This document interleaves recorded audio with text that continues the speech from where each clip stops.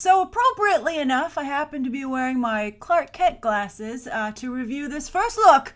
Not at Clark Kent, actually, but his alter ego, Superman, in the very first official photo of the character, more than just his boots or his text messages for once, as he will appear on the CW's Supergirl. I'm looking at their boots, and I do not recall Supergirl's boots kind of squeezing her legs like that so bad. By the way, on a side note, this is a public service announcement. If you wear something on your legs that squeezes them, you are going to hurt your circulation, and you could potentially give yourself a blood clot that will kill you. Okay, so if your boots don't fit, go get a bigger size, or maybe you're just someone who can't wear knee-high boots. But I believe that is actually somewhat dangerous for her. I've watched the whole first season. It never bothered me before. All right, but anyway, we're here to talk about Tyler Hoechlin. I looked it up. I believe that's how you pronounce his name. Not how I would have guessed. And the new fan base that he's going to get off of Teen Wolf now that he's come over to the CW's Supergirl. I don't like this at all. I really actually... it's funny because I didn't like his casting initially, but then when I saw him at Comic-Con, I was like, he's looking pretty Superman-y, so maybe this will work out.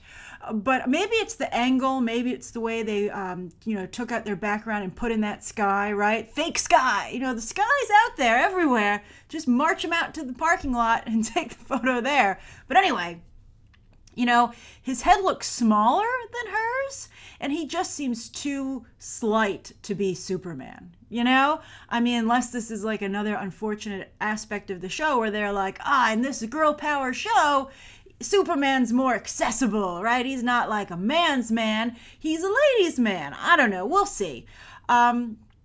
Some people are I don't like the 5 o'clock shadow. I think that he just looks too small. I think his head, the angle, he looks actually a little bit more like an interesting comic book villain on Gotham to me than he does a hero. There's just something about him that does, and I believe he plays like a bad boy, right? I've seen a lot of fan fiction shipping him and actually Dylan O'Brien's character online when I was trying to do my research on this guy. But anyway, he doesn't look particularly heroic to me, actually, and I think that's obviously problematic if you're going to play Superman. And also there are some weird, the way they've contoured the suit, right, with this like cap shoulders. I think that's a little bit of an odd choice. But they've taken away the underwear. They're going with that from the movies and in the comics where he just wears the belt. This is a little bit of a better belt, but I have to say, taking away the underwear doesn't make it any less noticeable. I don't know, it's the Ken doll effect. I don't know, maybe it's just the ladies and certain guys. My eyes are just always drawn there, fortunately. I'm like, what's going on down there? And I think that, either you have a bulge that's distracting or you don't have a bulge, which is unfortunate for the actor.